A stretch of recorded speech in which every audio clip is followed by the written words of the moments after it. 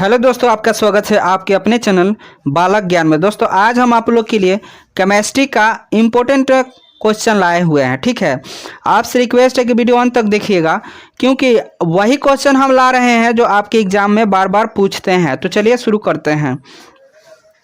देखिए, कृत्रिम मधुरक क्या होता है। तो दोस्तों कृत्रिम का मतलब होता है मानव द्वारा बनाया गया, अमधुरक का मतलब होता है मीठा। यानी मानव द्वारा बनाया गया मीठा क्या है। ठीक है, तो देखिए प्राकृतिक मधुरक सुक्रोज ग्रहण की गई कैलोरी रहती है। यानी जो प्राकृतिक द्वारा जो है मीठा जो मिलता है उसमें सुक्रोज की मात्रा कैलोरी रहता है उसमें, तथा दंत क्षरण की प्रेरित करता है। और इस समस्याओं से बचने के लिए कृत्रिम मधुरक का निर्माण किया गया। कहने का मतलब एक बात और भी समझ लीजिएगा दोस्तों, कि मान लीजिए जो प्राकृतिक का हम मीठा खाते हैं तो उसमें जो है ना सुक्रोज की मात्रा जो है ज़्यादा रहता है।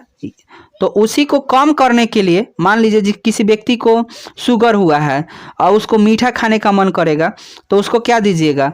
तो अगर आप प्राकृतिक का मीठा दीजिएगा, मान लीजिए आप दे रहे हैं ईख दे रहे हैं, चीनी दे रहे हैं, तो ये तो उसके लिए हानिकारक है। तो वैसे में आप क्या कीजिएगा, तो आप क्या कीजिएगा कि उनको जो है सेक्रिन दीजिएगा, जो कृत्रिम मधुरक है, शुगर फ्री जिसको बोलते हैं वो दीजिएगा, जिससे शुगर जैसे मिठास का टेस्ट भी मिल जाएगा और कोई नुकसान भी नहीं होगा। तो वही बात यहाँ पर है कि जो प्राकृतिक मधुरक से कई गुना मीठा होता है। ठीक है ना, यानी जो है कृत्रिम मधुरक होता है जो प्राकृतिक है उससे कई गुना वो मीठा होता है। जैसे सैकरीन जो होता है प्राकृतिक बहुलक से जो है 300 से 500 गुना अधिक मीठा होता है। तो एक गोली देखते हैं ना चाय वगैरह में डालता है लोग, तो बहुत ज़्यादा मीठा हो जाता है। ठीक, चलिए अगला जो क्वेश्चन है, आवश्यक एमिनो अम्ल। तो देखिए एमिनो अम्ल दोस्तों कहेंगे ना, एमिनो अम्ल क्या होता है, तो हमारी जो प्रोटीन है, प्रोटीन जो बनता है ना, प्रोटीन वो 20 प्रकार के प्रोटीन जो है 20 प्रकार के एमिनो एसिड से बनता है। ठीक है, एमिनो अम्ल उसको बोलते हैं। तो 20 प्रकार में कुछ ऐसे भी होते हैं एमिनो अम्ल की जो हमारा बॉडी बना लेता है। ठीक, और कुछ ऐसे भी होते हैं जो हमारे बॉडी नहीं बना पाता है, उसको बाहर से लेना पड़ता है। तो देखिए उसी की बात हम करते हैं, आवश्यक एमिनो अम्ल। ठीक है ना, तो वैसे एमिनो अम्ल जिसका संश्लेषण हमारे शरीर करता है, ठीक है ना, करता है, उसे क्या अनावश्यक एमिनो अम्ल कहते हैं। कहने का मतलब है कि जो हमारा शरीर है, यहाँ पर दोस्तों यहाँ टाइपिंग मिस्टेक हो गया है, हम यही वाला बात लिखेंगे, अनावश्यक एमिनो अम्ल यहाँ पर डाल दीजिए, अनावश्यक एमिनो अम्ल। ठीक है ना, इसका क्वेश्चन ये हो गया। तो देखिए वैसे एमिनो अम्ल जिसका संश्लेषण हमारा शरीर कर लेता है, कहने का मतलब हमारा शरीर में जब बनिए जाएगा तो बाहर से लेने की क्या ज़रूरत है। तो ऐसे को हम अनावश्यक एमिनो अम्ल कहेंगे। इसको ग्लाइसिन में हो गया, एलानिन हो गया, ये सब जो है हमारे शरीर में बन जाता है। चलिए अगला जो क्वेश्चन है, यहाँ पर दोस्तों आवश्यक एमिनो करेंगे, आवश्यक एमिनो अम्ल। तो देखिए वैसे एमिनो अम्ल जिनका निर्माण हमारे शरीर में नहीं होता है। मान लीजिए आपके पास जो चीज़ नहीं रहेगा वो तो चाहिए ना, आवश्यक है ना। तो वही बात है कि वैसे एमिनो अम्ल जिनका निर्माण जो है हमारे शरीर में नहीं होता है, हम भोजन के द्वारा प्राप्त कर उसकी आवश्यकता को पूरा कर सकते हैं, उसी को हम लोग आवश्यक एमिनो अम्ल कहते हैं। जैसे में ल्यूसीन, लाइसिन, मिथोनिन, जो ये है आवश्यक एमिनो अम्ल है। चलिए अगला जो क्वेश्चन है, क्वथनांक उन्नयन। तो देखिए जब भी किसी शुद्ध विलायक का स्वयंनुक बाढ़ जो है स्वयंनुनाक बढ़ जाए, विलायक में कोई विलय पदार्थ मिला दिया जाता है तथा उसका क्वथनांक में उत्पन्न होने वाली इस वृद्धि को क्वथनांक उन्नयन का। कहने का मतलब दोस्तों ना कि किसी विलयन है उसमें कोई पदार्थ मिलाया जा रहा है। ठीक है, तो मान लीजिए ये कोई विलायक है, तो इसमें विलयन हम मिलाते हैं। ठीक है ना, इसमें मिलाते हैं तो इसका क्वथनांक बढ़ जाता है, तो उसी को हम लोग क्या क्वथनांक उन्नयन कहते हैं। जब किसी विलयन के विलायक में कोई विलय मिलाया जाता है तो उसका क्वथनांक में वृद्धि हो जाता है, उसको हम बोलते हैं। ठीक है, ये चीज़ आप सुन के याद कर लीजिए ना। चलिए अगला जो क्वेश्चन है, परासरण और विसरण में क्या अंतर है। तो देखिए, परासरण और विसरण विलायक के अणु को अर्धपरागमय झिल्ली से होकर शुद्ध विलायक के विलयन की ओर या तनु विलयन से सांद्र विलयन की ओर स्वतः गति करता है तो उसी को परासरण कहते हैं।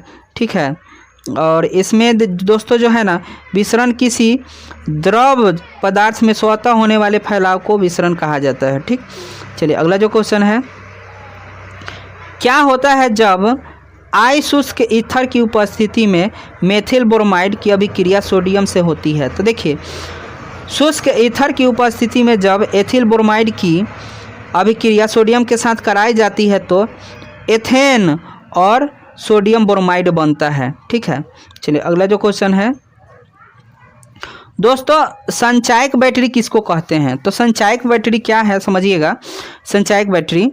संचायक बैटरी को ना द्वितीयक सेल कहा जाता है, जिसे अनावेशित होने पर पुनः आवेशित किया जा सकता है। दोस्तों ना, ये इसको द्वितीयक बैटरी भी कहा जाता है। अगर एक बार चार्ज खत्म हो जाता है तो आप इसको फिर से चार्ज करके उपयोग कर सकते हैं। इसमें रासायनिक ऊर्जा को विद्युत ऊर्जा में बदला जाता है। इसमें 2 इलेक्ट्रोड अलग अलग पात्र में डूबे रहते हैं, जिसमें एनोड धनात्मक और कैथोड जो है ऋणात्मक होता है। यह स्वतः प्रक्रिया होते रहती है। चलिए अगला क्वेश्चन जो है, फिनॉल अल्कोहल से ज़्यादा अम्लीय होता है, क्यों। तो फिनॉल अल्कोहल से ज़्यादा अम्लीय है क्योंकि फिनॉल में OH समूह सीधे बेंजीन वाले कार्बन से जुड़ा होता है, इसलिए ये हाइड्रोजन आयन प्रदान करता है। इसका अपना बस इतना ही बात लिख लीजिए ना, छोड़िए हटाइए। चलिए अगला जो क्वेश्चन है, उत्कृष्ट गैस की परमाणु त्रिज्या तुलना रूप से बड़ी होती है, क्यों। तो देखिए, उत्कृष्ट गैस की परमाणु त्रिज्या तुलनात्मक रूप से बड़ी होती है क्योंकि इसकी बाह्यतम कक्षा में इलेक्ट्रॉन पूर्ण रूप से भरा होता है। बाहरी कक्षा जो है ना, तो इलेक्ट्रॉन पूरा रूप में भरा रहेगा जितना होता है, इसलिए वो उसको भारित बाह्यतम कक्षाओं में इलेक्ट्रॉनिक प्रतिकर्षण अधिक होती है। ठीक है, चलिए अगला जो क्वेश्चन है, लैक्टोज के जल अपघटन में कौन सा उत्पाद बनता है। तो देखिए, लैक्टोज के जल अपघटन से उत्पाद के रूप में पनीर बनता है। लैक्टोज को दूध शर्करा भी कहा जाता है।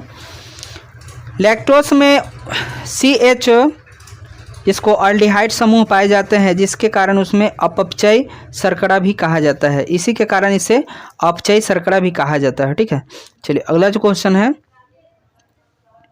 दीवक लवण 2 सरल यौगिक के संयोग से बने यौगिक जो होते हैं क्रिस्टल के स्वरूप अपना अपना अलग अलग अस्तित्व कायम रखते हैं, लेकिन जलीय विलयन के संयोजन स्थिति में अपना अस्तित्व खोकर अपने अवयवी में टूट जाते हैं, उसी को द्विक लवण कहने का मतलब। देखिए, 2 यौगिक हैं, वो अपना अस्तित्व बनाया है। अगर हम इसको यहाँ जल में डाल देते हैं तो ये अपना अस्तित्व खो देता है, उसको हम द्विलवक कहते हैं। ठीक है, चलिए अगला जो क्वेश्चन है, कांच को अतिशीतित द्रव्य क्यों माना जाता है। तो देखिए, सिंपल सा बात आप समझ लीजिए ना कि कांच में एक पानी जैसा ना बहने का गुण होता है, इसीलिए उसको अतिशीतित द्रव्य कहा जाता है। ठीक है, यहाँ देखिए, कांच को अतिशीतित द्रव्य माना जाता है क्योंकि क्वांटज तथा सिलिका को गर्म करके ठंडा किया जाता है तो अक्रिस्टलीय कांच का निर्माण होता है। कांच में SiO चतुष्फलक अनियमित रूप से जुड़े होते हैं, लेकिन SiO को गर्म करके एकाएक ठंडा करने से वह द्रव के रूप में बदल जाता है। कहने का मतलब अतिशीतित द्रव क्यों कहा जाता है, क्योंकि उसमें बहने का गुण होता है। ठीक है, चलिए अगला जो क्वेश्चन है, क्या होता है जब N-ब्यूटाइन क्लोराइड को एल्कोहलिक KOH के साथ प्रतिक्रिया कराई जाती है। तो देखिए, जब N-ब्यूटिल क्लोराइड को एल्कोहलिक KOH के साथ अभिक्रिया कराई जाती है तो ब्यूटेनॉल तथा पोटेशियम क्लोराइड बनता है। ठीक, चलिए अगला जो क्वेश्चन है, डेटॉल क्या होता है। तो यह एक प्रतिरोधी जो है जो पैथोजेनिक जीवाणु के विकास को रोकता है या मार देता है। दोस्तों देखिए, यह एक ऐसे प्रतिरोधी है ना जो हमारे शरीर में उत्पन्न कर जीवाणु होता है उसकी वृद्धि को रोक देता है, और या जीवित ऊतकों पर प्रयुक्त होता है, या कटा हुआ घाव हो, अल्सर इत्यादि पर डेटॉल का उपयोग किया जाता है। इसमें जो होता है ना फ्लोरोजाइलिनॉल होता है तथा टेर्पिनॉल होता है,